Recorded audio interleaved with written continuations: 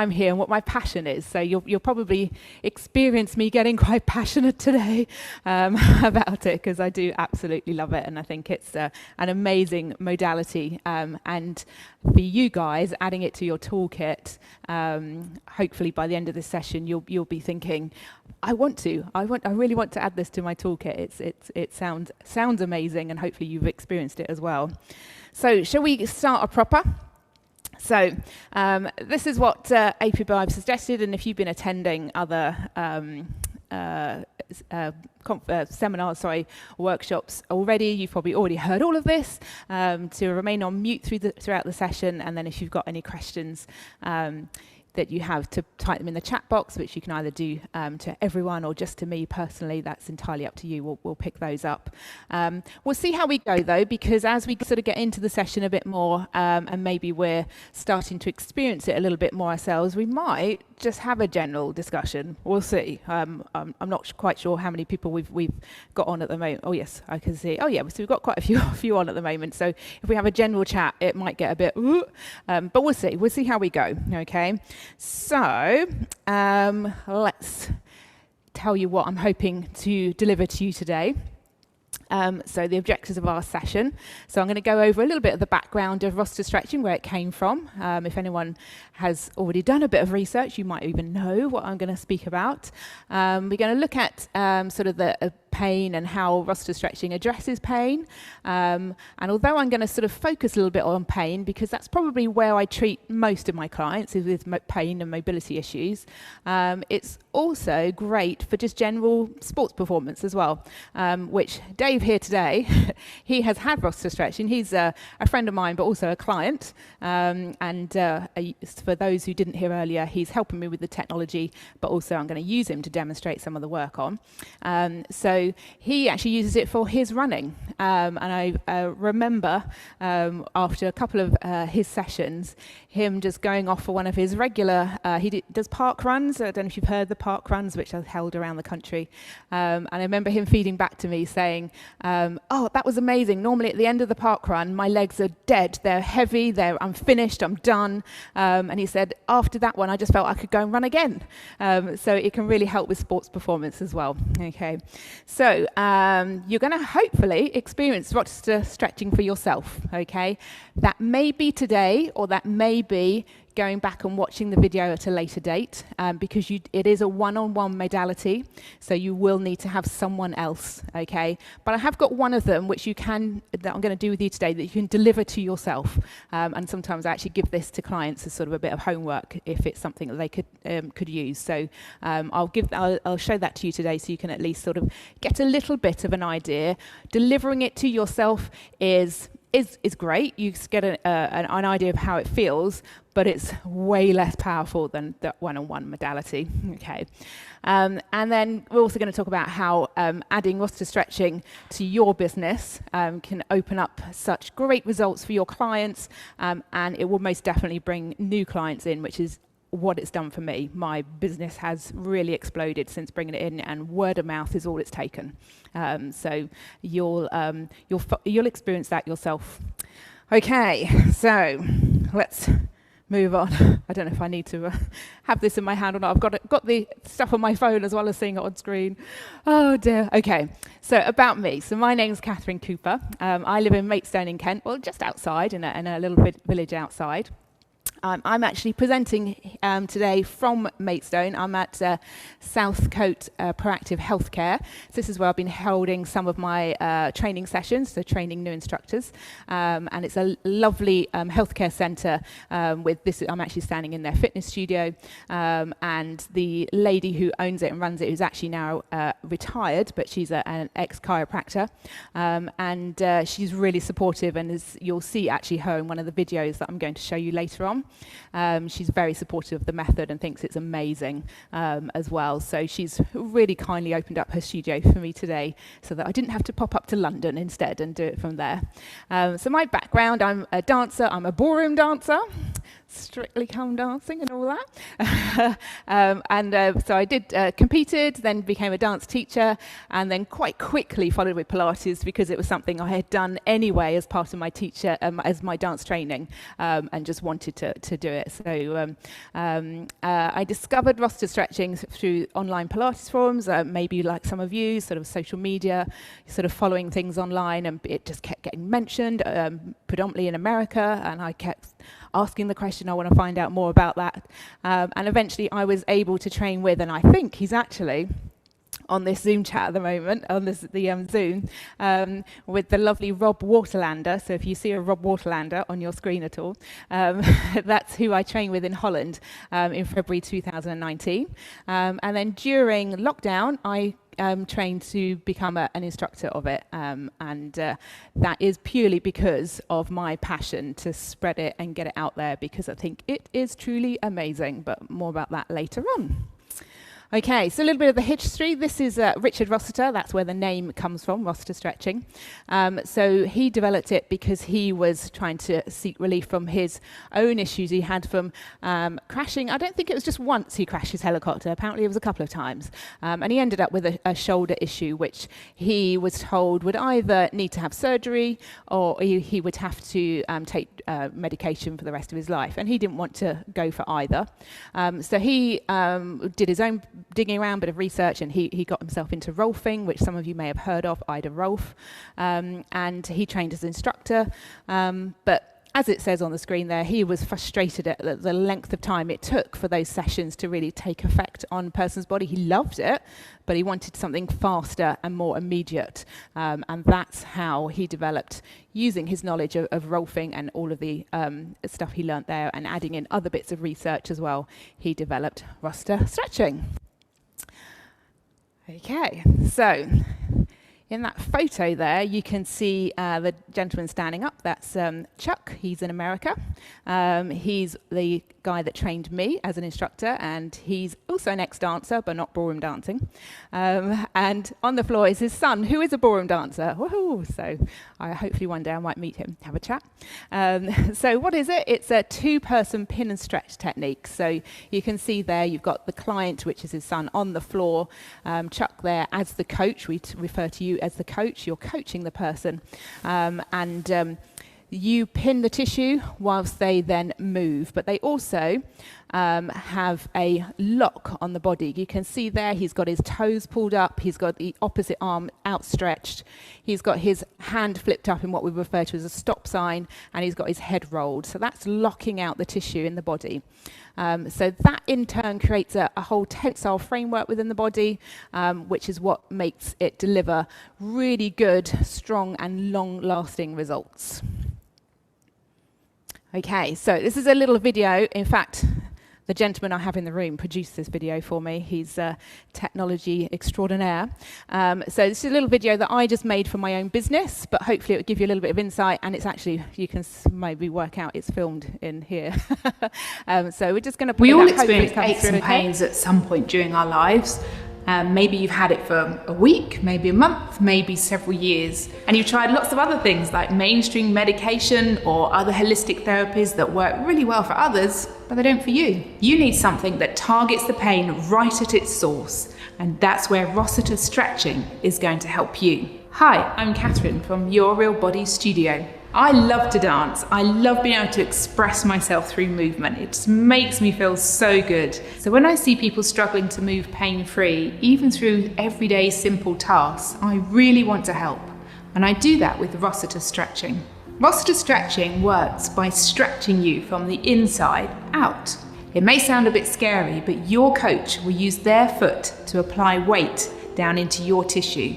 From there, your movements create space in your body, increasing your mobility and reducing your pain. I've been diagnosed with calcium spurs growing off various joints in my body, mainly knees and on my neck, and I've also got compressed discs in between the vertebrae. After the first session, I had much more freedom of movement in my neck. It wasn't so hard to turn and look at things quickly, things like that. And my legs were a lot more bendy. Unlike other therapies that are applied to you, you remain in complete control, deciding how much weight your coach applies and for how long that technique goes on for. And it's possible in just one 10 to 15 second technique, you'll see dramatic changes in your pain and mobility. I unfortunately put my back out quite regularly, quite easily, and I tried various physiotherapies and lots of other things to try and sort it out, and it didn't really work. After the first session, it was immediate pain relief compared to where I'd been. It made a massive difference. Rossiter stretching can help with any pain area. So if you have hip pain, lower back pain, knee pain, shoulder, neck, migraines, Rossiter stretching can help you get your pain-free life back.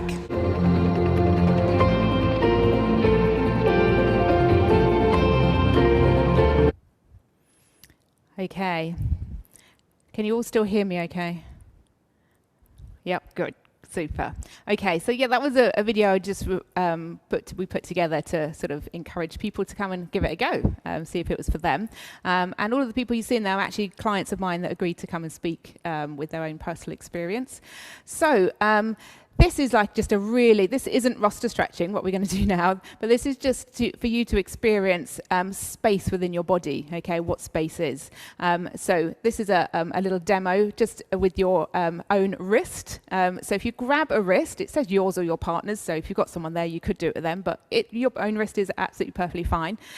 So best way is to, if you grasp the hand positioned with the palm side on the front of the wrist, and then the fingers wrapped around. Now if you slowly open the hand, and then just relax it again, and you'll feel the effect of space in your body. So as you open out your fingers, your wrists will expand, and then when you relax them, it will close again, okay? And that's what we refer to as space. So if you imagine just this simple area as the wrist, of what the wrist is, that space that's needed to get that stretch as you open the fingers, if that's any restriction going on there or something going on in that space, so it can't do that, what that could mean to you in terms of your mobility, maybe causing you pain. And that's just a smallish area of your wrist. So imagine if that was, a hip, a knee, a foot, and all the knock-on effects that has, and that's what we do with roster stretching, just trying to open out and create space in there. Okay, so what does it do? I think I've pretty much said most of it. So yes, it alleviates your pain, it restores mobility, it improves circulation, nerve conduction, but also it can prevent it reoccurring. So some of my clients come to me because they're already in pain, and we're trying to get rid of it, and we reduce it down. The results that you get on 1 session, 2 sessions, 3 sessions are very variable, for all manner of reasons. But majority of them have come to me initially. We have a few intense sessions, maybe over 2, 3, 4 weeks, where we're really reducing that pain down to a manageable level, and in some cases we completely get rid of it, and then they just come back on an ad hoc basis when they feel that they need to just have that maintenance, and it's very, very dependent on the client. If they're in pain because of a repetitive injury they have to do for their job, so a repetitive movement they have to do for their job, then they're more likely to need to see you on a regular basis. Whereas if it's something that's come as a case of an old injury or some surgery that they've had, you can always get rid of that. You can get rid of that pain, and then they don't need to come back to you because it's not something that's repeated. So the movement's not repeated. So so it's very, very individual from one client to the next. Okay, so why is it different, okay, from maybe anything else that you've experienced, or whether it be visiting chiropractors, osteopaths, any sort of fascial release, any sort of those elements. One of the big things is the active client participation and their involvement. We actually refer to them, rather than a client, we call them the person in charge. We refer to them as the PIC. So they're in charge the whole time. So when they first come to you, of course, they have no idea what the techniques are. So you're sort of instructing and saying, well, I think we should do this technique and that technique, but they're in charge of how much weight you apply onto them, how long that goes on for, and they can tell you to stop at any point. They can tell you to put more weight, less weight. So they're very much in charge of that.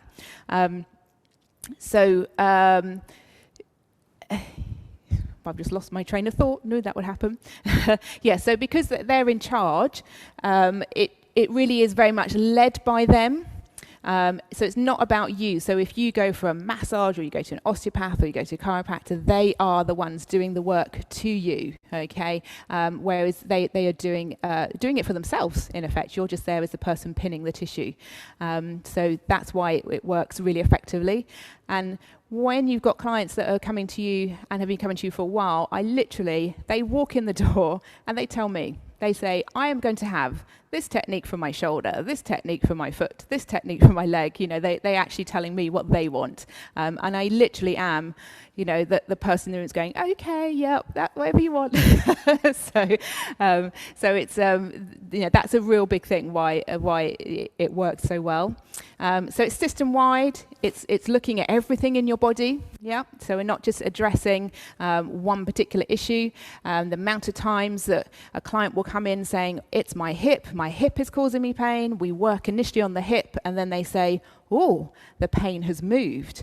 And then you'll find that actually the initial cause of the pain is somewhere completely different. But what the beauty of it is that they discover that for themselves, because they can feel things changing in their body and it starts to tell them, you know what, the issue is here. Actually, no, it's here. No, it's definitely here. So they're telling you, they're feeding back to you the whole time, which leads really into that last point, focus on the cause of pain, not the symptoms. Okay, so we're getting right into the heart of what's going on. Okay, so we're going to talk a little bit about what causes pain. For some of you, maybe even all of you that are here, you might have heard all of this already, but I thought it was quite important just to sort of go over, you know, what are the causes of pain, because there are so many. Okay, it could be a physical factor, you know, it could be that injury, it could be that surgery, it could be social factors, and of course psychological factors as well. Okay, that can be a big part of people's pain. Pain isn't the same thing as an injury, okay? They are separate things, and pain is extremely complex. I have learned so much more about pain. I thought I knew quite a bit beforehand, having been a Pilates instructor, but since being a Rossiter stretching coach, I have learned so much more about people's pain, what causes it. It's incredible, you know, and it's great because you also, as part of the process, you're teaching people as well about their own pain, and they start to get much better insights, and they really start to help themselves a lot more. That's what I find when I'm working with them. And of course, it's not always possible, well, in majority of cases, to find a defined physical cause of someone's pain. You know, sometimes we're in a session and they can go, you know what, I know where this stemmed from. It was from that broken ankle I had when I was 5 years old. But most of the time they're scratching their heads going, oh, I don't know what would have caused this. So, and things can just develop over years, can't they? It can be a whole multitude of things just coming in, from movement patterns, injuries, surgeries, illnesses, and then all those things that maybe the trauma that they've had, which could be physical, it could be a mental trauma they've had. So many things that come into it.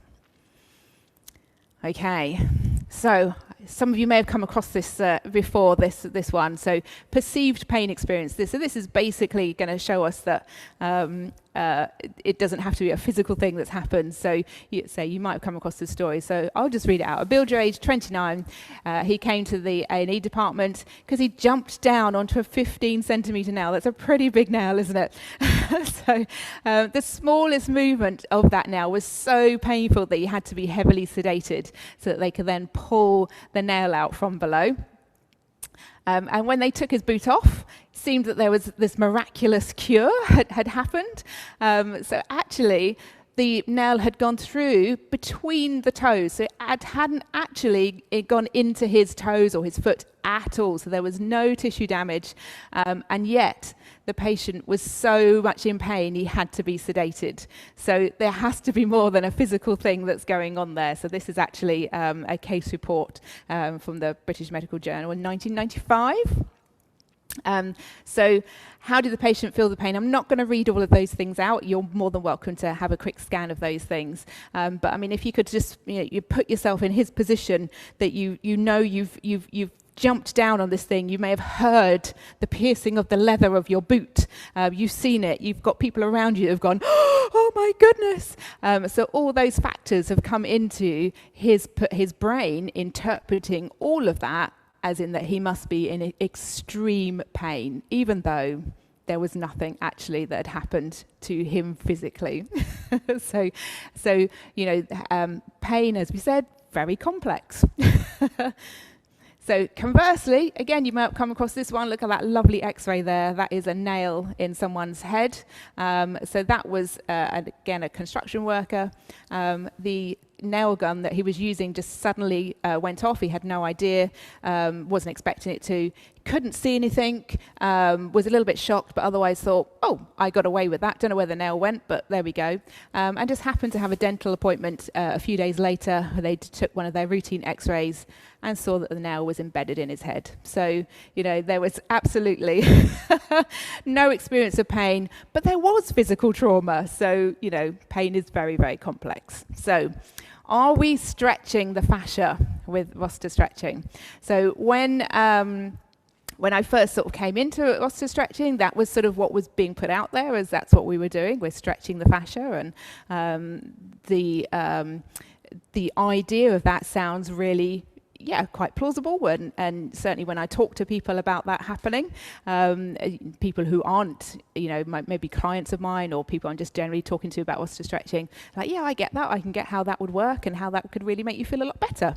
And certainly when you watch it happening, which you saw a few excerpts in the video I showed you earlier, then it looks like that's a great explanation for what is going on.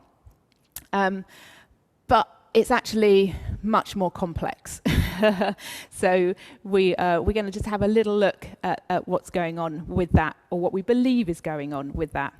So we're looking at research that's happening at the moment. There's lots of fascial sort of conferences and bodies or people within fascia that are really looking heavily into this. So we're using their information. So fascia doesn't actually stretch. So it's really the weight of it can, as it says there, can withstand tension similar to that of steel. So we're not actually physically stretching the fascia. So there's almost no friction between the skin and the underlying muscles of the fascia. So the example there that I've got up on the screen, it says that the idea that you're actually stretching, releasing fascia is almost like saying that you're trying to stretch a bit of tire by using your hands covered in Vaseline. That's the same sort of thing that we're relating that to, an analogy of that. So what is the release that we feel? And, certainly when I'm working with clients, when I experience it myself, you just get this feeling of, oh my goodness, that's amazing. I just feel so more open and stretched. So it's believed that through that touching, the stroking, squeezing and the kneading, and it's soothing your input to your nervous system. And I've sort of boldened that and underlined it because I really think that's a really big part of what is happening with Rossiter stretching, but also other modalities where we're looking at fascia and sort of manipulating it. There's also the idea that with the aggressive and painful fascial release, that actually our body releases its own painkillers. So that can also help. All right. Okay. So, do you like that picture there? So the fascia is much too tough to actually release, for us to physically release. So we cannot change the structure of fascia because it's tougher than Kevlar, which apparently is a really strong substance. I don't actually know what it is, but I looked it up. Use good old Google. And actually, if it was just a little bit thicker, we would actually be bulletproof, which I think is amazing. Perhaps that's something for the scientists to have a look at. And if we actually physically wanted to change someone's fascia, we're going to have to get them into like some medieval rack thing and stretch them out, okay? Which that's when people walk into my Pilates studio, my house, because I have a Cadillac and a track table at home, and they haven't seen it before. They say, "What's this rack thing you've got here?" So maybe I could just say that's what I'm doing. So it does contradict a little bit, well, quite a bit, the popular rationale that we're actually doing for fascial manipulation. Okay, let's move on. Okay, so the science currently that is the words up there, or the phrase up there again, the nervous system. So it's all driven by the nervous system.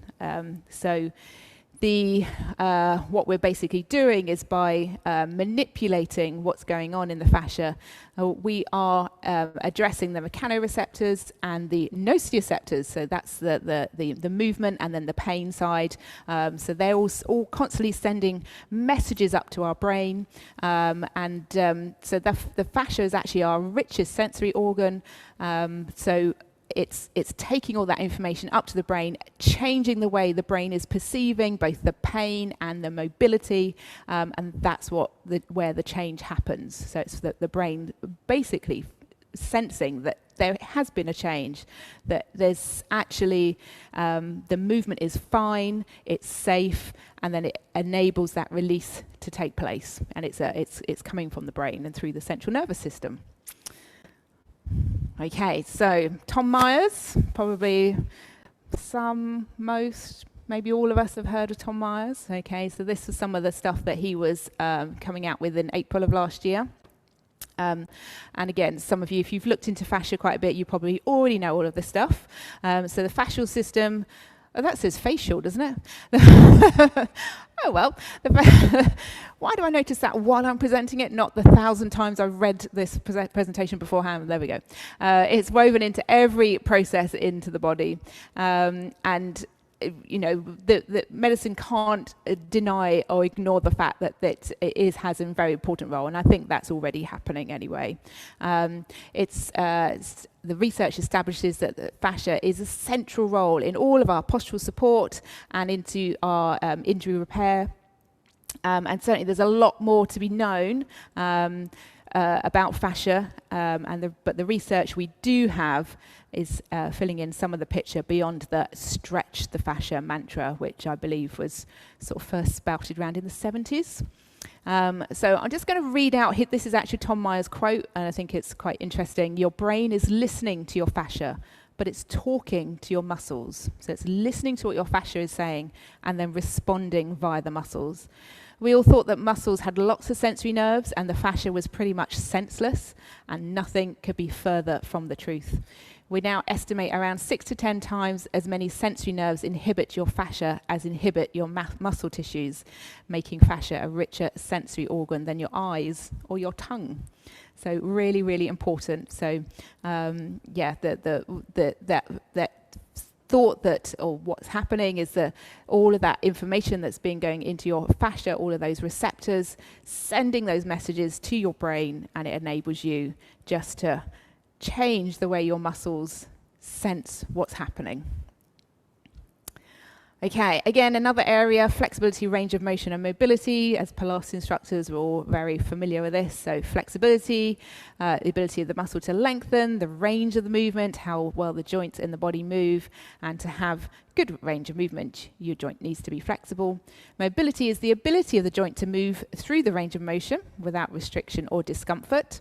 And the quality of the motion at a joint is usually far more important than the quantity of the motion. So it's, you know, great having a big range of motion, but if it's not comfortable, if it's not feeling great, then that's no good. Maybe a smaller range of motion, but it being comfortable is better. So since all the movements are governed by the central nervous system, the brain will limit all of those areas if it feels there's potential danger. So for me, I'm hypermobile, not extensively hypermobile, but I do have an element of hypermobility. My daughter is even more hypermobility. She scores 9 out of 9 on the scale. I'm not quite there, but close. So I know that I suffer periods of time where my joints feel really, really stiff. And actually, it's when, through the hormone cycle, the hormones are actually releasing the joints. And the brain interprets the release of those joints as a danger, that they're too loose. So then it sends messages to stiffen everything up. So again, some of you may already know a bit about that, but that's a personal experience of mine. And very frustrating because, you know, as a Pilates teacher and you're trying to teach lovely movement and your joints are going, I don't want to move today, they're really stiff. It can be a little frustrating. frustrating, but there we go. That's what we all have our little bugbears, don't we? Okay, so moving on. So Rossiter stretching achieves results through the client's nervous system. So that's what it's doing. So we're not stretching the fascia, we are changing their nerve, or we're adjusting it through the nervous system. So we're exploring safe movement, and we cover all of those: mobility, the joint range of movement, and the muscle flexibility. And that's what it does. That's why it has such dramatic results. I believe that the reason it has those dramatic results is because it addresses so many of those things in one technique. Okay, so whereas other modalities, they perhaps are addressing just one particular thing, we're addressing lots of them.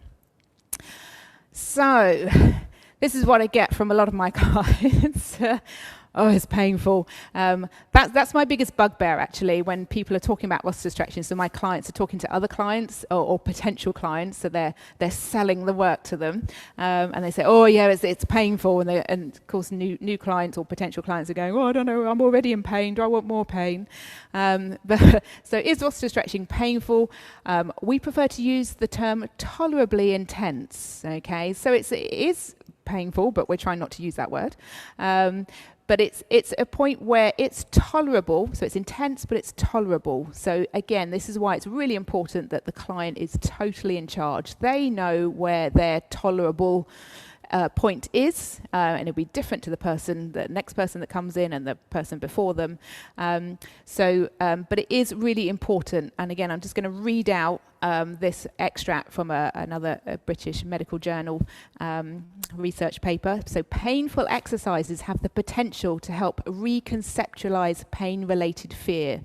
That is, patients may be challenged to think differently about pain and tissue damage, and allowing painful exercises offers an opportunity for patients to reintroduce movement that were previously perceived as a threat.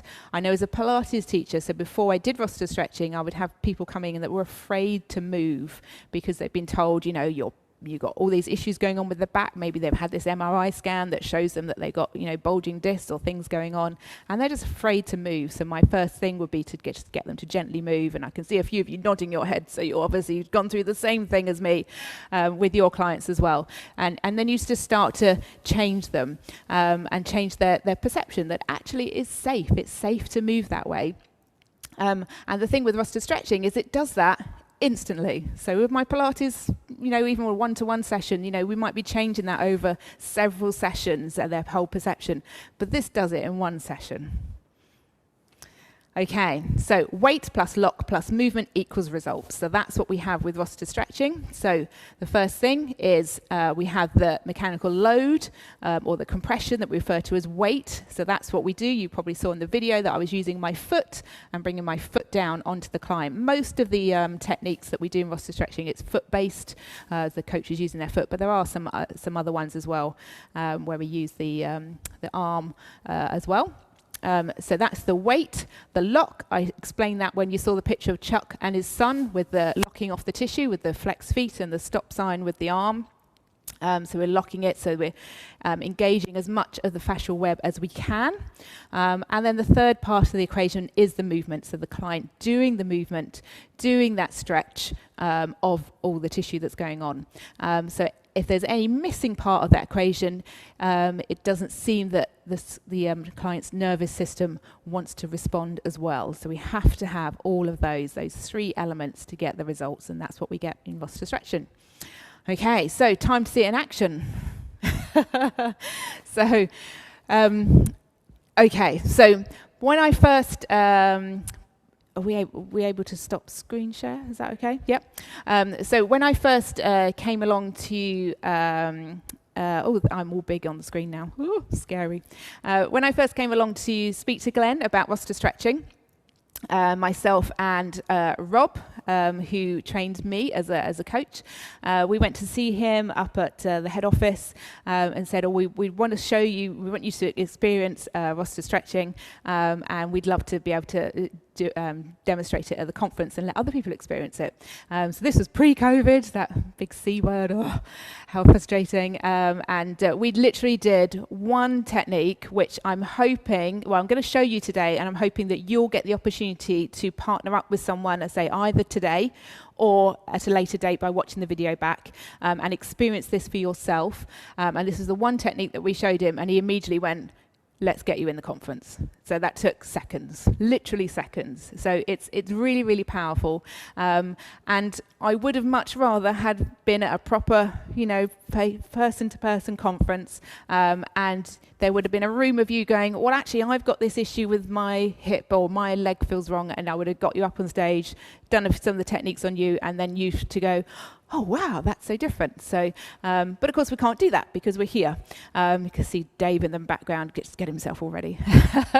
So I'm going to do, first of all, I'm going to do one of the ones I mentioned right at the beginning, which is a self-help technique that you can do right here, right now, and you can also show to clients, and maybe after today, even if you don't look at Rossiter stretching again, ever, but I hope you do, that you can still give them to your clients, or anyone. It doesn't have to be clients, it could be friends, family, to help them. So this one is pretty good for people maybe who've got arthritis in their hands, and it can work really well. So we can do this when we're working on a client, and I would use my foot, but this one, because you're doing it to yourself, you use your elbow, okay? So we'll need to get a nice zoom out on the camera, Dave.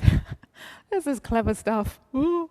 Okay, actually I might use the chair to demonstrate this one to you. Where should we go? Oh, well, let's just pop it on there. Oh, my mic pack is just giving me a bit of restriction.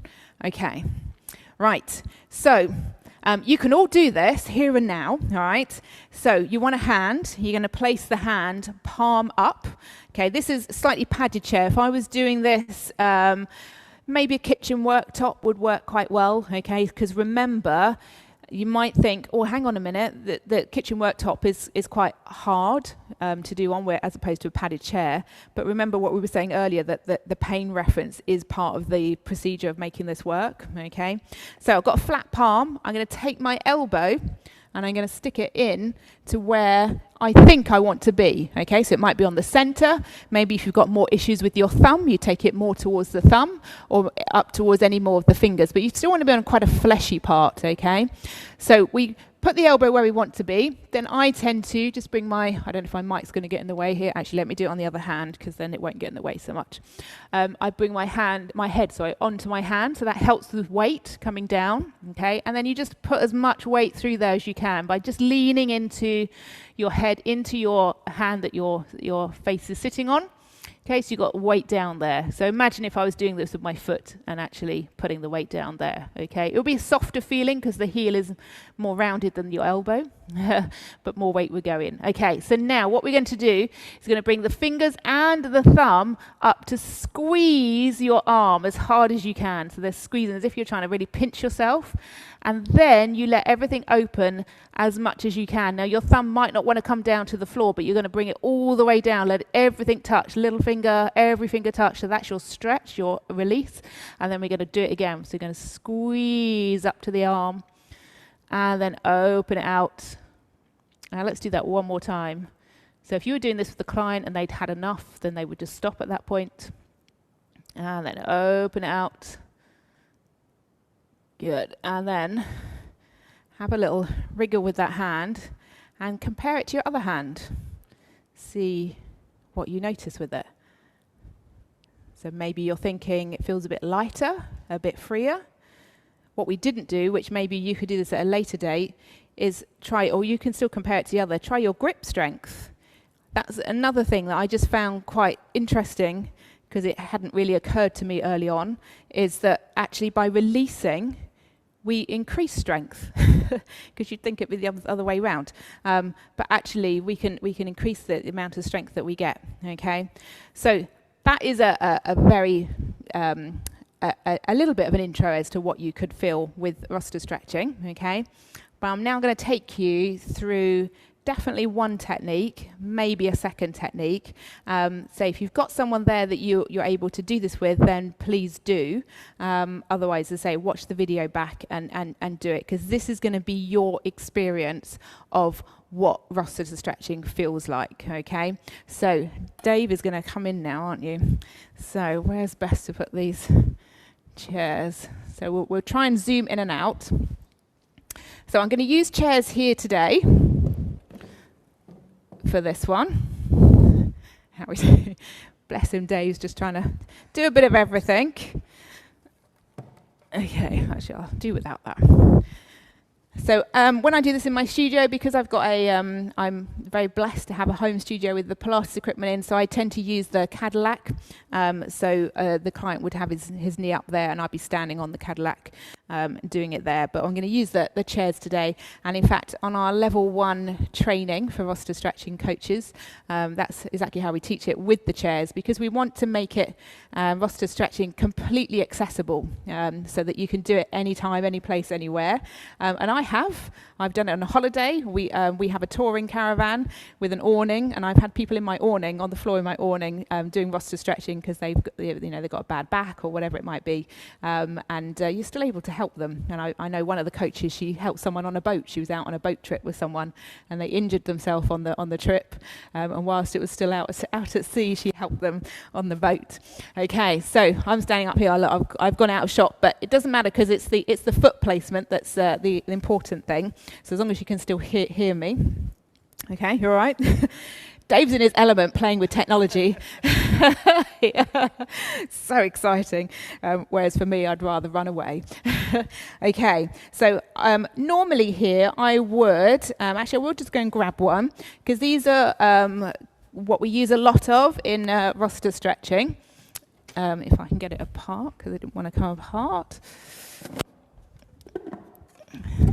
There we go. Okay. Oh, I've got some over there. Look. So we use these. These are blocks or stands, and they're specially made to fit together so we can stack them up. You might see I've got a little stack over there.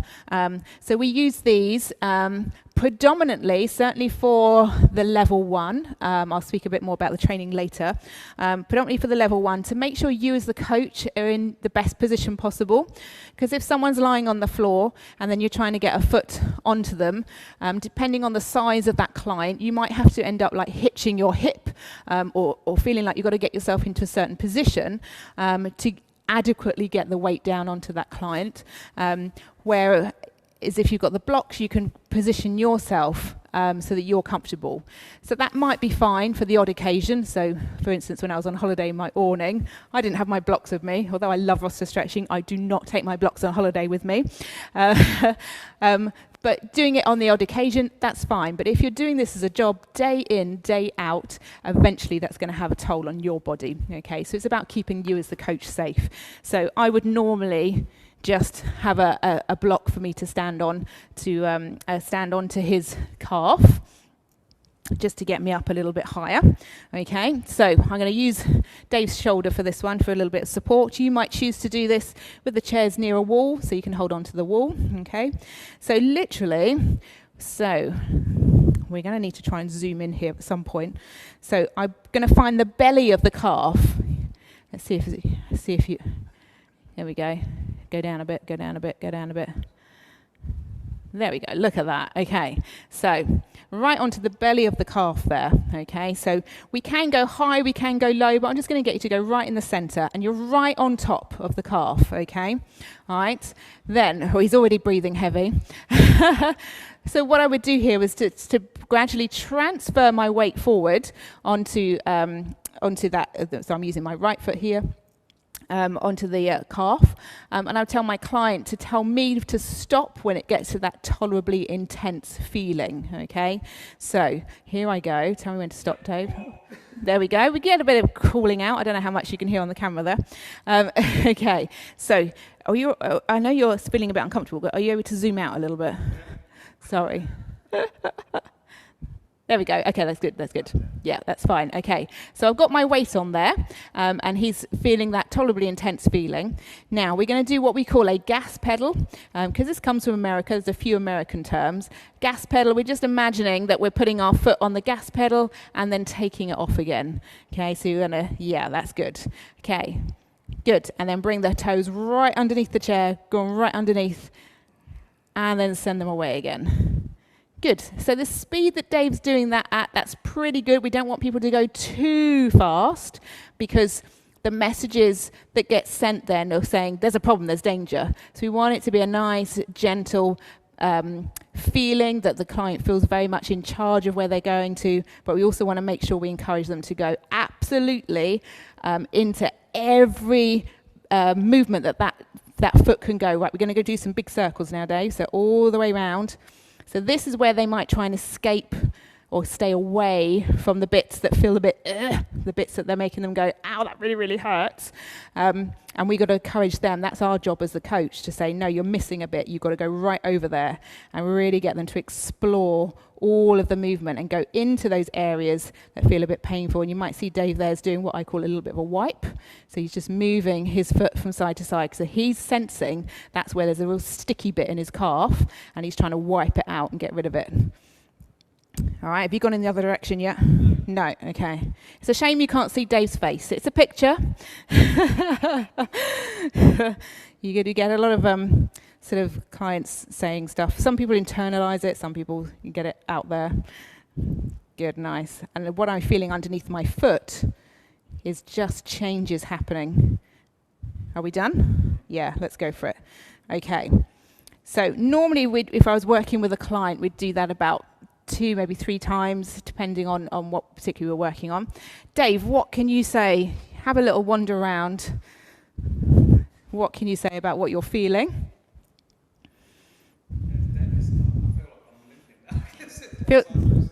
Yeah, so he says he feels like he's limping because one side feels looser than the other. So that's that's we call the calf crunch, that particular movement, and it's really great for opening up those calves.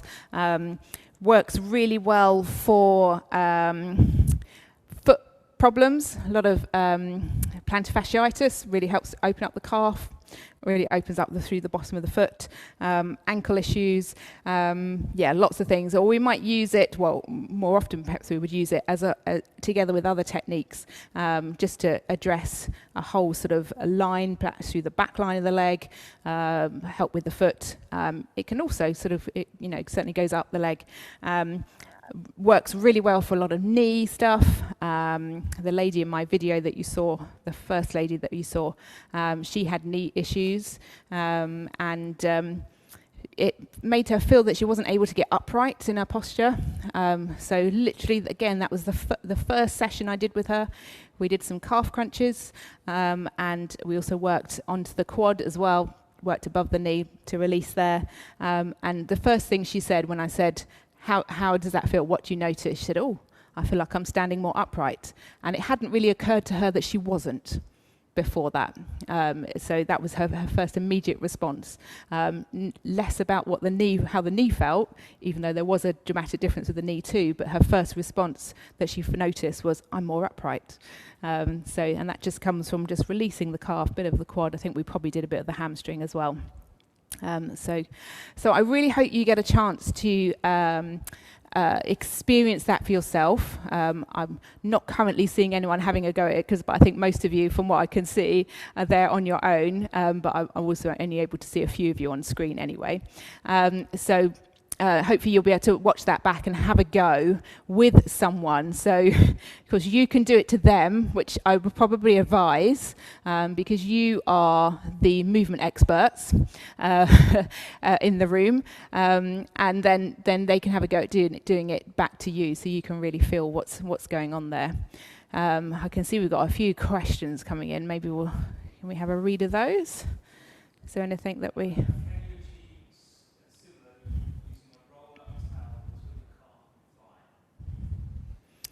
So a rolled up hurt in the calf and the thigh. What I'm trying to think what you're exactly trying to say. Feel free to unmute yourself if you want and ask the question.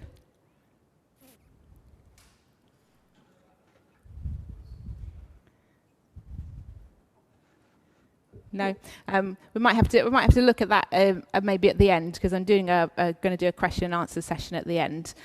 Okay. Oh, brilliant. Okay. So someone has just commented to say that their husband is standing on their calf, yep, and they're feeling the stretch and it feels wonderful. That's good.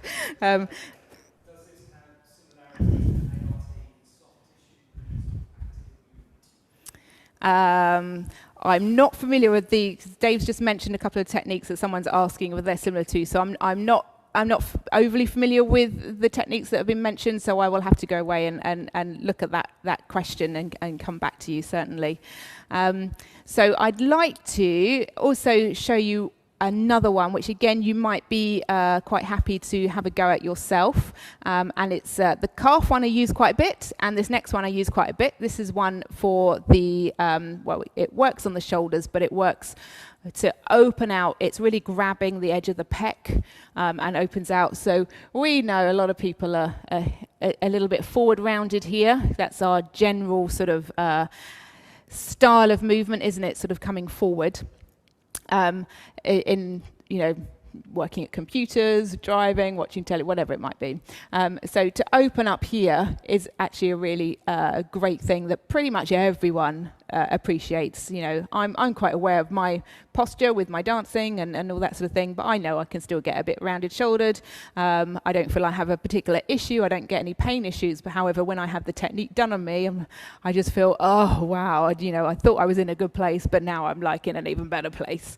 So it's a really nice one to be able to deliver to people. So this one's called a hole in shoulder, and you can actually feel this a little bit for yourself. So on yourself, just using your fingers, okay, just sort of pushing in. You'll feel your collarbone. If you're up by your collarbone, we want to sort of work down about 2-3 inches from there. And if you're gently pushing in, the reason it's called hole in shoulder is because feels like there's a bit of a divot. Yeah, you can feel a little hole there, and that's where we'll be going with the foot. So this is one where the client, more traditional one, where the client will be lying down and we're standing onto them there. Okay, so this one is absolutely brilliant. Use it all the time. Use it for addressing people's pain and mobility issues, but also use it just for people when they say, oh, I just love that one. I just, you know, it doesn't hurt. I don't feel like I'm not very mobile there, but just do it anyway because I love it. So it gets used a heck of a lot, but all the time. So got a lot of sun coming in, a lot of shadow. Is it all right on the screen? Yeah. Okay, so we'll get rid of the chairs, and I'll show you this on Dave. Brilliant. Okay, so when we teach on the level 1 course, which is a 2-day course, well, it doesn't have to be over a weekend. Quite often they're over a weekend because that's when people are able to do them. So we actually teach using chairs as support because you're standing on one leg. You need to feel balanced as the coach. So we use a chair as something just to make sure you don't fall over, because that's not a good look if you fall on top of your client. So the reason we use chairs is purely, again, because we want to make it completely accessible so that you can literally do the course and then go off and do it straight away, which is exactly what I did. I was able to start working with it the very next day because I have one-to-one clients anyway with Pilates. So, but usually we end up migrating to poles. So they just act as the same sort of thing. So I'm going to use a pole today. Okay, so you can use one or two. These are just general walking poles that you can buy. I got mine from Amazon. Am I allowed to say that? I'm not on the BBC, am I? So I can say what I like. And I had a bit of a fit this morning, which I frantically messaged Dave about first thing this morning, because I have my set of poles in my studio at home, and I usually end up using both poles, even though you don't usually you need to use both for them, and found that one of them had been broken by one of my delightful children. who had gone in there, and the pole is now sort of a little bit wonky, so I don't know if it's going to come up on screen very well, but you can see it's got a bit of a bend in it. So it's totally, I desperately tried to fix it, but it just didn't want to know. So that was added to my stress this morning as I was trying to prepare myself for conference. Okay, so we're going to, again, try and get a bit of a zooming in when I do my foot placement, so you can see exactly where it's going, but then we'll zoom out again for the actual technique so you can see the whole thing, okay? So with the calf crunch, because we mentioned about locking the system, locking the fascial system, with the calf crunch, because you had the upright position of the client's body already, and the leg was at that 90-degree angle, there didn't need to be any further lock, okay? That was the lock, okay? For this one, when we're laying down, the lock that Dave's going to be doing will be the flex of both feet, so pulling both feet up. So you feel the back of the leg, the tension through the back of the leg. And he's also going to roll his head away from where my foot is. So if I'm on his right shoulder, he'd roll his head to the left. And that's the lock for this particular technique. They do vary depending on whether we're doing upper body techniques, lower body techniques, and what the movement is that we're doing. So they just vary a little bit, but they're quite straightforward to learn. So I'm also going to bring in a block for this one as I step onto his shoulder. And then another thing I'm going to use, if I can find them, or they're over there. Yeah, is that okay? Okay. I don't, yeah, can you hone in down onto you? You've got the sun in your eyes as well. There we go. So yeah, I'm going to show you the foot placement, and then we'll zoom out and show you the technique. Okay, so for this one, I'm going to use. Well, actually, no, I won't use it for when I'm showing you. Okay, so I'm hoping you can see. So he's already smiling. Look, this one you can get to see facial expressions. Okay, so that's where my foot's going, and then I would sink into, okay? So it is very much staying, it's coming in from the shoulder because you're trying to grab that pec, and you can just, Dave actually is really easy to find where that little soft indentation is. And quite often as well, clients will tell you, they'll say, oh, move it to the left, move it to the right, move it down a bit, move it up a bit. Again, they're in charge. So even if it's not quite in the place that you would have expected to put it in, if they're saying, oh, that's grabbing a good thing, then go for it. They're in charge of that. So what I'm going to use for this is a little piece of gripper. So that just helps me, particularly as Dave's got his running top on, so it's a little bit shiny. Okay, so it just helps me to stay in place, so not to slip. Okay, so let's hopefully see that this is going to get rid of the remote control. Okay, so I start to bring the weight in, and then Dave's going to tell me when he wants me to stop. So weight's coming on. Okay, so we're stopping there. So now he locks. So he's going to lock the feet up. You're going to gently roll your head away from me. So that's the lock. Okay, now effectively the movement for this one is making a snow angel. So he keeps his palms down, and he's going to slide both arms out to the side. You can go a little bit quicker, Dave. There we go. He says, I can't. So because we've got that whole sort of block of the tissue there, so the left arm is moving way faster than the right, which is exactly what we'd expect. So keep the right arm coming, keep coming, keep coming, keep coming, keep coming, a little bit more, a few more inches. Good. Now turn the palms up to the ceiling. And now keep rotating them as if you're trying to face your palms behind me. Go on, go on, go on, go on, go on, go on. Lovely. Nice deep breath in, Dave. As you breathe out, we're going to let that go. Good. Okay. Super. I think I might have been blocking his face a little bit so you couldn't see his reactions. So Dave, how's that shoulder feeling? So that's another key thing. We want to get feedback from the client. Okay, so we're not saying, did that feel good? Does that all feel nice and released now? We don't say that. We're not putting words into their mouths. We want to just say, what do you notice? It's definitely looser on the right side. Definitely looser on the right than the left, which is what I'd expect. I would always, there's hardly any situations. There's the odd situation when I'm working with clients that I know very, very well, but otherwise I would always go and do the left as well to even that out, okay? And also, if I'm working with someone who's maybe got frozen shoulder, so they're in a lot of pain, maybe they haven't experienced Rossiter before, so they have no idea what it's like, and they're very concerned about the pain they're feeling, is I'd actually work on their good side first. So do that technique on the good side so that they know what to expect, know what's going to happen, and then they're more prepared for the uncomfortable side. So you have to sort of work with clients the best way you can, and I think probably for the majority, if not all of us here, we're used to working with people on that one-to-one basis, being able to sort of just get the best out of them, get the most out of them. A lot of it comes down to trust of you as well, trust of you as the coach, as the instructor, that you're there to help them, to get the best out of them, and then you can coach them. And certainly when I'm working with new clients, maybe they've come to me because they've heard that I've helped someone else, I've helped their friend, a family member, so they don't know me personally, so you've got to build up that bit of rapport. But once you start to get into maybe 2 or 3 sessions, you can then start to push them a little bit.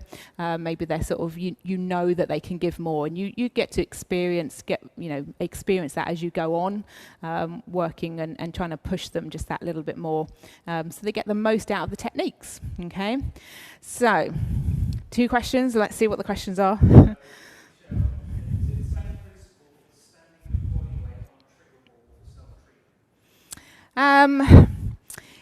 Yes, I guess so. Because so the question was standing with your own weight onto a trigger ball for self-treatment. Again, it's not something I necessarily have experienced myself. I'm literally pretty much dancing Pilates and Rossiter. But yes, you'll be putting your weight onto that ball, wouldn't you, to get that whatever's happening underneath. So yes, it would be, and certainly in my classes, my Pilates classes, I encourage people to have the spiky balls and just roll their feet just before the class starts, just to sort of prepare them for sort of getting some sensation through the feet and that sort of thing. And if they don't like the spiky ball, I'll get them on a tennis ball. So there is an element, but it's all sort of bringing into play that whole central nervous system stuff that's happening. So yes, it's creating that response and inviting things to release, but it's just so intense. It's really, really intense. It's like nothing I've ever experienced. I mean, I've done lots of stretching over the years, like personal stretching, your own stretching, and having this one-to-one, being able to actually pin that tissue, it's like nothing else that I've ever experienced, and certainly that's the response I get from clients as well. Ooh, you're zooming right in on me, Dave. Oh. Is there another question? Yeah. It's a technical one. I don't know how technical I can get. Contraindications, yeah. Yeah, definitely. Okay, so do we screen for contraindications? Yes, absolutely. That's all stuff that you learn on the level 1 course.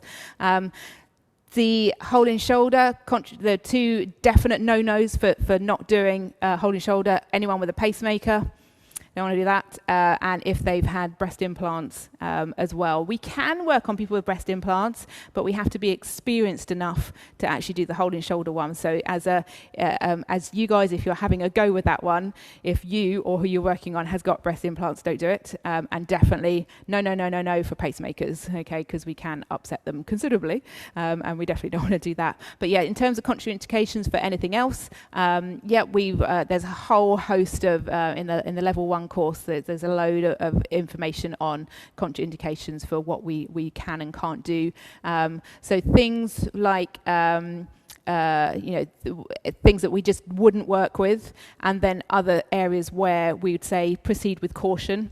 And again, because it's very much led by the client. I mean, I've had that where clients I've said to them, like, I really don't think perhaps this is not a very good thing to do with what you've got, and they've absolutely insisted that we do it.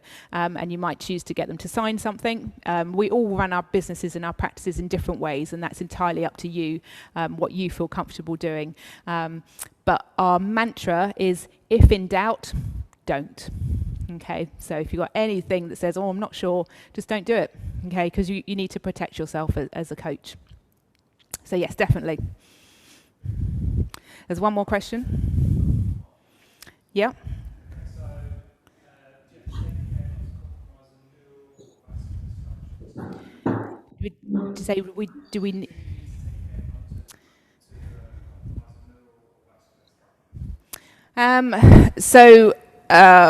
Again, I don't come from a completely medical background or anything like that, so hopefully I'm interpreting this the right way.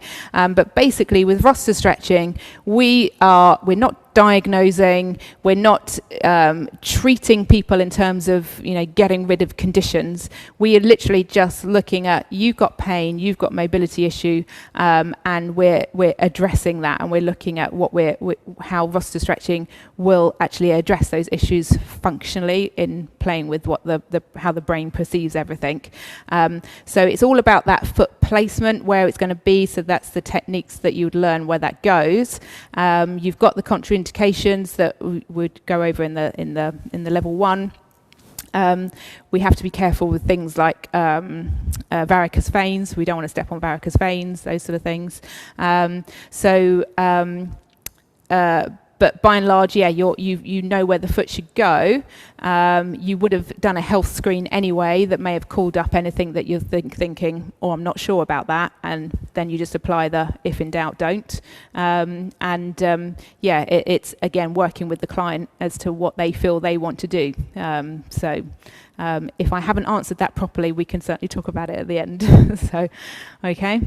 So shall we carry on with some more of there's not too much of the slides, and then I've hopefully left a little bit more time at the end for some more questions. I think it takes a while for the screen share to get itself up and running. Oh yes, how long we stretch each area? Good, that's a very good question. We normally put an indicator of around 15 to 20 seconds. But it can be to the client's tolerance as well. So when I'm working with people, first off, certainly, about 15 to 20 seconds per technique, and a lot of the techniques you'd repeat about 2 or 3 times. So add those up, you're less than a minute in total on that area. However, when I'm working with clients that I've been working with for a while, and we're really exploring an area, we're really exploring what their tolerance is, what movement they can find, we could be there longer, okay? But I'm always very mindful of what the client is capable of doing. And usually it's them saying to me, I want to do more, because I might have said to them, right, just do one more circle and we'll finish, and they'll go, no, I feel like I've just a little bit more, I need to get there. So okay, you just tell me when you're done. So again, led by the client, but usually 15 to 20 seconds and we're finished. I mean, his that I showed you, because it's a very definite movement, the client goes out with the arms, rotates and then finishes there. That can be 5 or 6 seconds sometimes if they're just moving at a nice steady pace, they know what they're doing. They're like, yep, I'm done. That's quite quick. But with other movements like the calf crunch, where he was doing the forward and back movement of the foot, then the circles, if a client's working a bit slower, or if they're really, finding and grabbing some stuff that's really making it feel good, then they could be there longer because they're moving their foot the whatever way they want to. Okay, so yeah, but if you think 15 to 20 seconds per time, that's about right. Okay, so the next slide says my experience of Rossiter stretching. Well, I've been sharing bits of that with you anyway, because I definitely cannot. But I've also got 2 coaches who've done a little video just to say how they use it within their practice. So the first one is Monica. She's based in Norfolk. Norfolk. She might tell you otherwise on the video. So she actually did her training with me. So we went through the levels together, and she's in a Pilates, as you can see, has some of her equipment behind her. So she's a Pilates background, but I'll let her tell you a little bit more how she uses Rossiter stretching in her business. Hello, APPI Conference. My name's Monica, and I'm also a Rossiter practitioner. And Catherine's asked me just to give you an idea of how I use Rossiter in my practice. So I originally trained as a diagnostic radiographer, and so I come at this work from a more medical-based background. After the best part of 20 years in radiography, I trained as a Pilates instructor. And through that training, I encountered Rossiter stretching through one of my instructors on the Pilates course. So I sort of qualified in Rossiter within a couple of years of finishing my Pilates training. So the two sides of my business, the Pilates and the Rossiter, have sort of evolved together. And I find Rossiter makes up a good third to a half, I'd say, of my workload. It's an invaluable add-on, really, for my clients. I have quite a few clients who came to me originally for Rossiter, who I've managed to convert to be Pilates Pilates clients, because they suddenly realise they're out of pain and they want to maintain that. But equally, I've got some that just do Pilates, and others that just come to me for Rossiter as and when they need it. Most of my clients are what we class as normal. Sort of slightly injured, but nothing too major. There's no one who's massively athletic, but equally there's nobody who's heavily injured and not based in a rehab setting. I tend to find some clients have sessions which involve both. So combining the two together, the Rossiter to do a bit of release work and then using the Pilates, works really well for some of my clients as well. They can then feel and get involved in the Pilates exercise far better than once they've been released off with a bit of Rossiter. And then obviously some Pilates exercises are given to Rossiter clients as homework to help maintain a release that we've got them. Equally, some Pilates clients that would have maybe cancelled a session will come in and ask for Rossiter instead. So it has a number of advantages for my practice. And as I say, it's completely invaluable for me. My clients absolutely love it. So I really hope you enjoy Catherine's talk, where she can fill you in on even more of what Rossiter is. So thank you for listening, and goodbye. Okay, so that was say Monica. She's been practicing Rossiter stretching as a coach for a few years now, and we actually went on our training together. Started with the level 1 with Rob in Holland, and who you're going to see now is Tish. So she's a recent instructor. She's coach. She only trained in September a couple of months ago with me here in Maidstone at Southcote, and she's going to share her experience to date of what she's discovered with being a Rossiter stretching coach. Hi APPI Conference, my name is Tish Johnson. I first got into Rossiter stretching after seeing some of Catherine's comments on the UK Pilates Forum Facebook group, and in particular seeing a photograph, a before and after photograph, where she had worked with a client to change their posture and alignment. And I know with the effects that we saw that this would take a number of private sessions to actually make that kind of a change. So I went along to the level 1 course in September. It was really well delivered. I really enjoyed it. I was able to immediately take some of the techniques and bring them back into my practice. I run a yoga and Pilates studio in London. I have brought the Rossiter Stretching Technique into my group classes and into private Pilates sessions and into standalone Rossiter stretching sessions. The clients are loving it. Often the techniques can be very quickly performed and make a real difference. So for example, I had a client this afternoon and she described having quite a clunky shoulder, which you could see the limitation in her movement in back extension work and really everything. So I immediately came into a Rossiter Stretching Technique and the difference was huge. She really felt it, she loved it. This is happening now on a daily basis.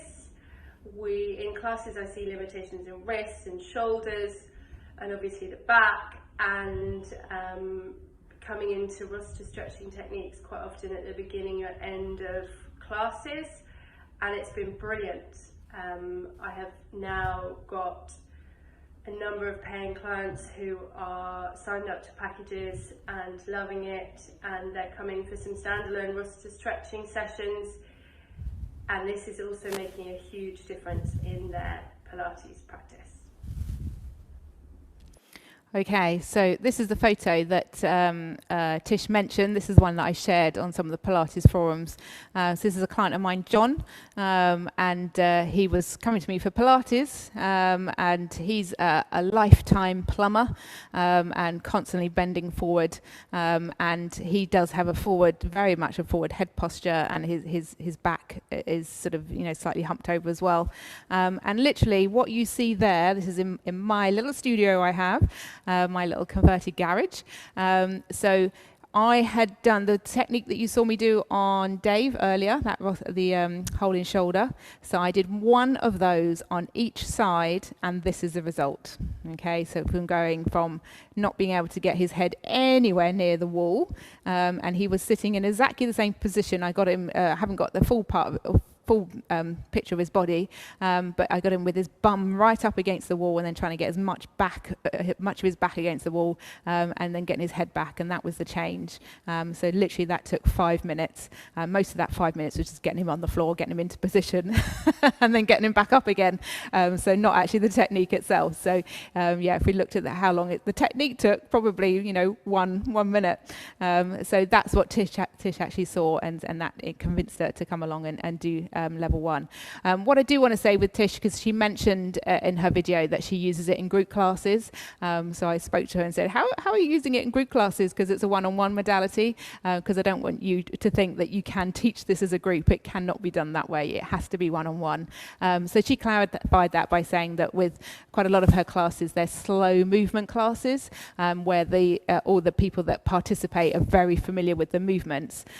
So what she would do is she'll tell them, right, we're going to do such and such a move, and then they would all crack on with doing it. She trusts them to do it properly, whilst she then just would administer one of the Rossiter techniques to one of the clients in the room, which she could see was struggling and felt that they could do with it. That's the way she chooses to use it.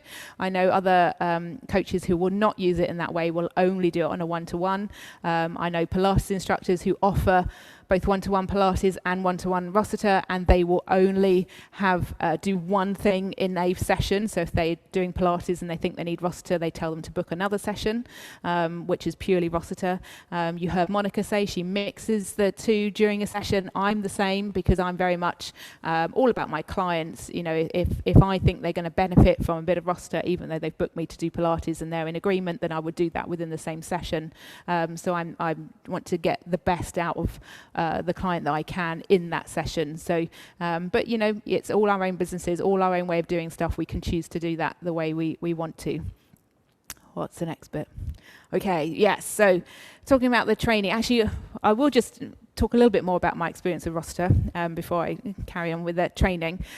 So for me, I did the level 1, which I say is 2 days. I hadn't experienced personally any Rossiter myself before going on the training. I was the same as Tish, just say saw it on the online forums, saw so many people talking about it and how great it was. I thought, I've got to go and do this.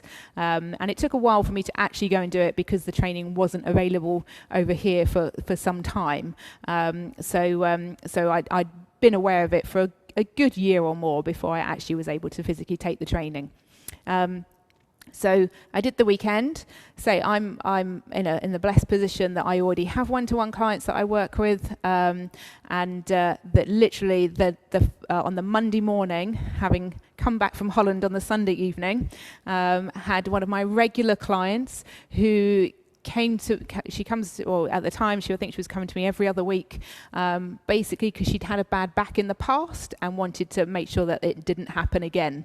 So all the time she was seeing me for Pilates, her bad back was okay. It was just ticking over, and she just sort of felt like it could possibly be on the verge of doing something, but she was doing all she could to keep it going.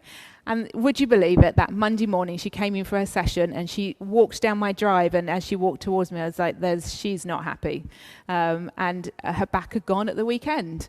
She knew that I'd been on the training, and she looked at me. I said, as she walked in, I said, what's up? And she told me her back had gone. I looked at her, she looked at me, I looked at her, she looked at me. And she said, you want to do the new stuff on me, don't you? And I said, well, if you're willing to give it a go. So I was very, very lucky that literally within hours of completing the training, I was able to deliver it and get results straight away. She hobbled down my drive. She walked out as if nothing was wrong. So that was a great confidence boost for me personally, but also, showed her that this stuff really works.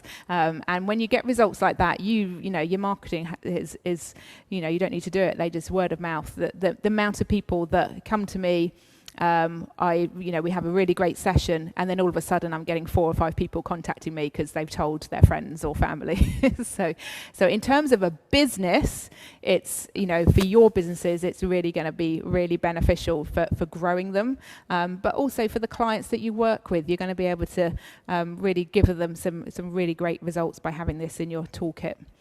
So training, we've got level 1 courses already scheduled for January and March.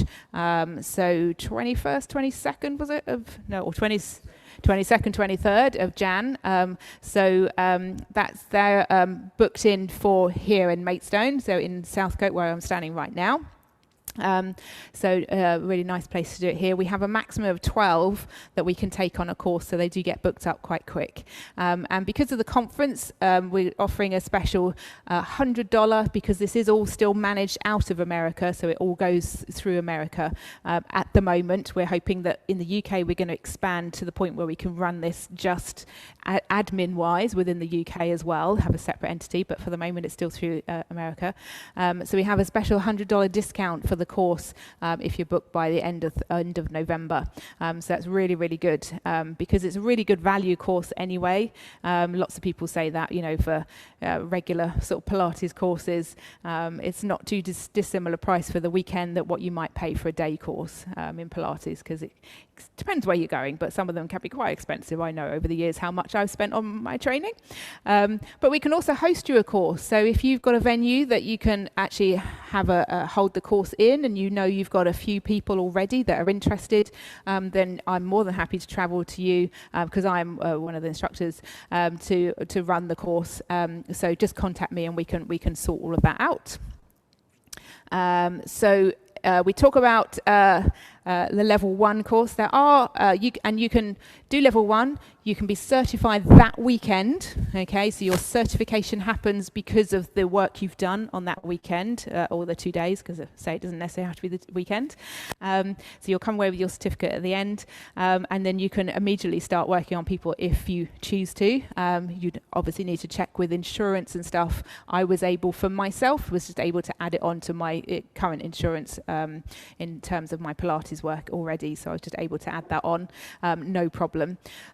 So level 1 will give you, it's called head to toe, and literally you will get techniques to cover from headaches right down to problems in your toes, okay, and everything in between. So arms, hands, back, lower back, really big thing, knees, hips. You're going to get all of that, literally head to toe, okay. Then there are 3 more levels. So we've got 2, 3, and 4. They're all, again, 2 days. And they basically just start to ramp the level up as to the intensity. They can be more precise into a very defined area. And as you get to sort of things like the level 4, it's getting more intense for the client, but then what it also does for you as the coach, the positions are slightly more tricky for you to get into and to maintain. So that's why it needs to be structured the way it is. So level 1, you start to really build that confidence of how to place the foot, how much weight to apply, all the movements. Then by the time you get to level 4, when it gets slightly more tricky as to where you need to stand yourself and position your foot, you're so experienced that, you know, taking on that is just a nice new challenge for you. If we threw those at you at level 1, you'd be running a mile. So, but level 1 is absolutely amazing. As Tish said to you, you know, she was able to use it straight away. I used it straight away. And I think this is why I'm here at the conference today, because I think that as an add-on to what we do as Pilates, I think it's just absolutely perfect. You know, we can run with it straight away. Our clients will love it, because your clients are going to be people that are already invested in their bodies. They're already the people that don't want to be rushing to the doctors for painkillers. They don't want to be rushing for surgeries. They're looking for that alternative stuff. And this is where it's really going to help. And I do know that there's been coaches who have worked with people that have been told they need hip replacements, and they've worked with them and they've not needed a hip replacement. I mean, that's just amazing. I mean, I don't tell my clients that. I say, hopefully we can delay when you need that hip replacement. But you know, but sometimes it's that great that it can do that. And another one of my very early clients, who is, he wasn't in the video I showed you, but he is in some of the other videos I've done. He was told he needed back surgery because he was in so much pain with his back, and he'd tried everything. In fact, his wife was training to be an osteopath, so he'd seen many osteopaths as a result of his bad back, and nothing was helping. He had been to the doctor many times, was on a really high dose. He was on 3 different prescribed painkillers every day to just get him through the day, and still he would hobble. And this guy was younger than me, with a young family. So he'd been referred to the back consultant at the hospital and was told by his doctor to prepare himself for surgery. So his wife, being an osteopath, said to him, I think you should go and take Pilates, go and do Pilates, because that will prepare you to get you strong for surgery, but then also prepare you for the rehab after. So that's how he came to me. And then I said to him, well, actually, can we try the Rossiter stretching? And he was absolutely up for it. And 2 weeks later, he was away in business in Germany, and he messaged me to say, I've just gone cold turkey on my pain medication, because although I know I'm supposed to step it down gradually because I'm on so much, I know the pain's gone, my back's so much better, and I just want to get off the things. So he took the decision while he was away. I had told him not to, but you know, men don't listen, don't they always? But he decided to completely go cold turkey, took himself off the painkillers, and then his wife promptly trained to become a level 1 coach, because she was just astounded by how much it had done for him. So there we go. So I hope I've given you a nice insight into a bit more about Rossiter stretching, how it works, and hopefully, if you haven't today, maybe in the future when you look back at the videos, you're going to actually experience it. I would also love for you to experience it maybe with me. So I am in Kent. If you are someone that thinks they can get to Kent or any time, or maybe we can meet in the middle, I'd love to be able to work with you and just show you some techniques and for you to experience it. Say, this is my real absolute passion to get it out there, because I think so many people can benefit from this, and we can, you know, stop people having surgery or be taking drugs, and, you know, really change people's lives. I know I've changed people's lives, and it's a real privilege to be able to do that, and I'd love for you guys to be able to do the same. So I would, you know, really love to connect with you on that if that's something you'd like to do. So if there's any more questions, we sort of reached the time limit, but we can still keep going because it's lunchtime, I think. So if you want to still hang on, you're more than welcome to. Dave's nodding his head at me as if there's some more questions coming in. There's a lot of questions, okay.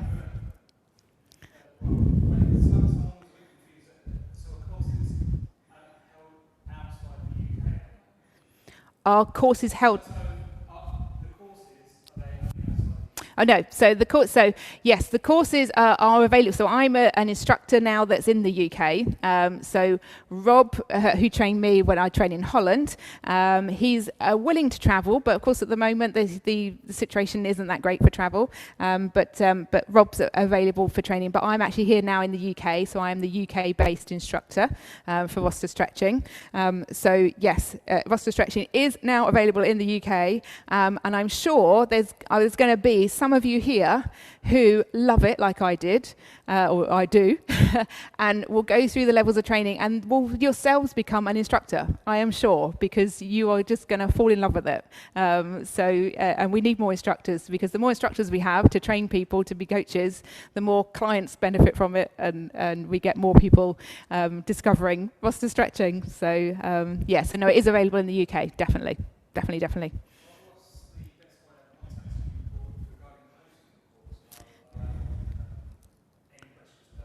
Yep, sure. So best way of contacting me, you've got my email address up there on the screen. Use that, okay? That comes direct to me. So if you want to host a course, message me and we will sort that out. We'll look at all the logistics of that and agree a date and get that sorted. And if there's any other questions that aren't being answered today, or you don't want to ask them just yet, or you think of them afterwards, that's usually me. I think of the question after the session. Then again, just use that Catherine@rossiter.com. That will come direct to me. I'll really be happy to ask or answer all your questions when you send them to me as best as I can. And if I don't know the answer, I will go away and try and find it out for you.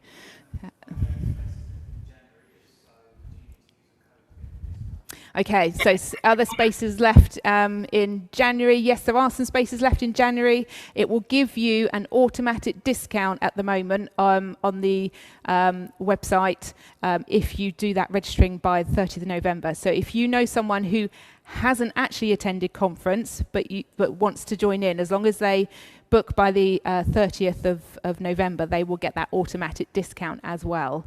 Okay, so yeah, so do that. So that will that's the main Rossiter website, which is therossiterstretching.com. therossiterstretching.com. But again, if you've forgotten that, just email me and I'll send you the link. I can send you a direct link to the actual course itself. So when you go on there, select book a course, and then it will give you a drop-down menu. If you select UK, it will only list my ones because I'm the only one in the UK at the moment. But hopefully, maybe in a year or so time, some of you might join me. Maybe. Any more questions, Dave?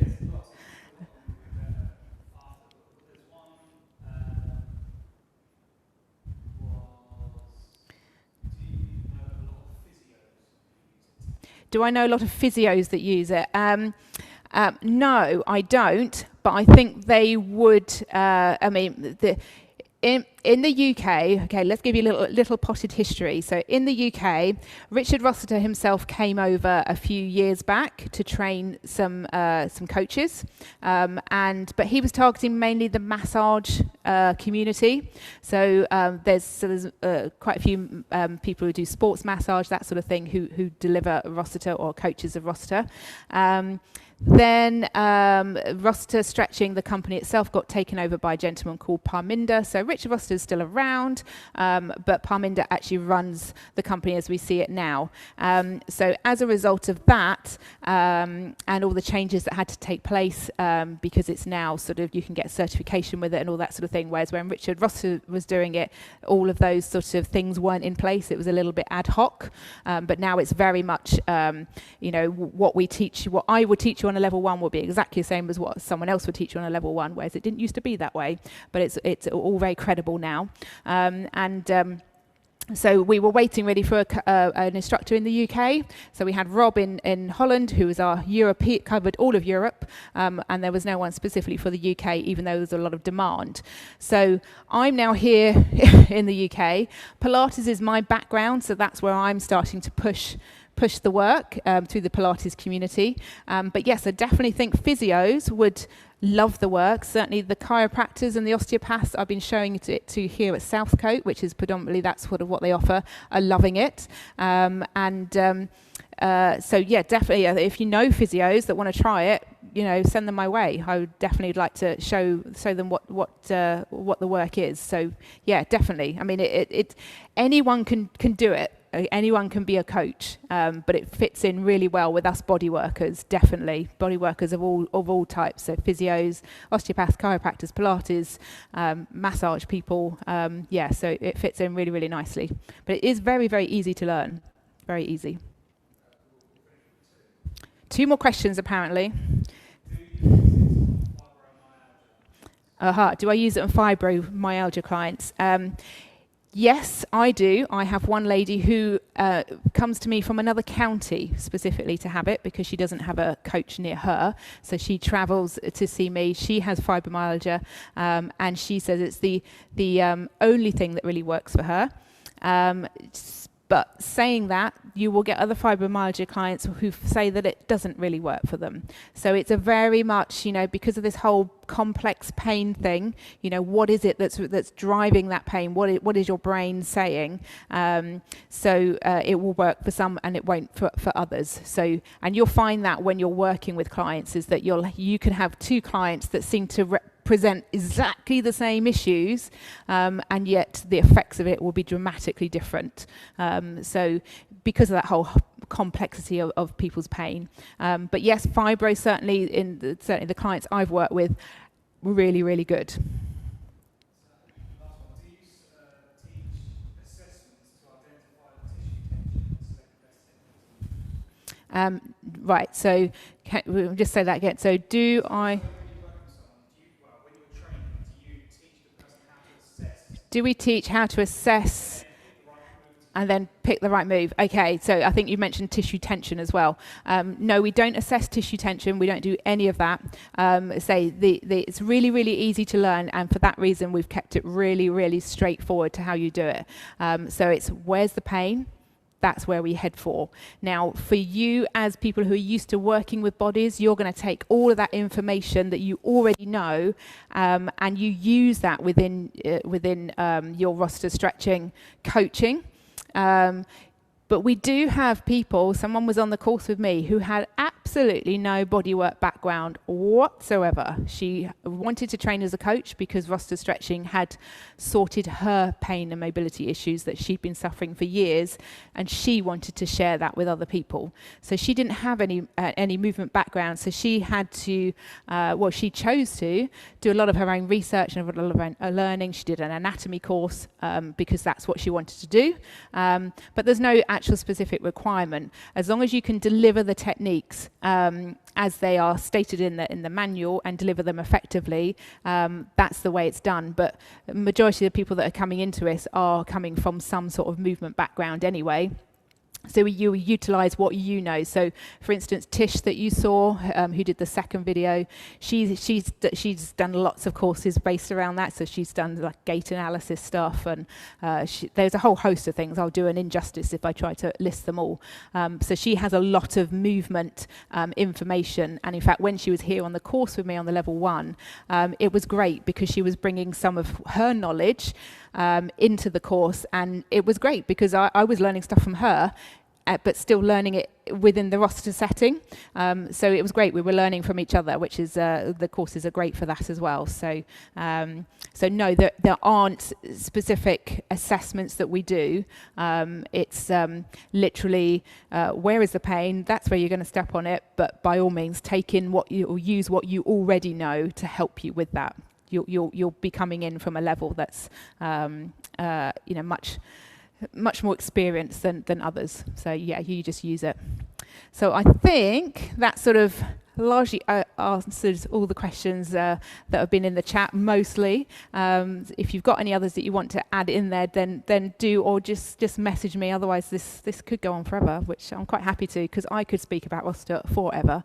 I am very, very passionate about it. I'm really passionate about spreading it and getting people to experience it. So if you haven't been able to experience today and you really feel that experiencing it going forward by watching the videos back is still won't be possible, then send me a message and we'll try and work that out, because I would really love for you to actually feel it, because that's the real thing about Rossiter, and that's why I was a little frustrated this is going to be an online version, but you know, that it's such is life, that's the way it is, and we go with what we've got. So if anything if I've managed to achieve today is at least arouse your curiosity, then that's great. So am I free for a quick chat now? Yes, we can have a quick chat now. That's fine. We'll sort that out. Stay on, Michelle, if you want to have a chat. That's fine. So thank you, everyone, for listening. And hopefully I'll hear or see from you doing some Rossiter stretching in the next few months, maybe years. That'd be lovely. Take care, everyone. Enjoy the rest of the conference.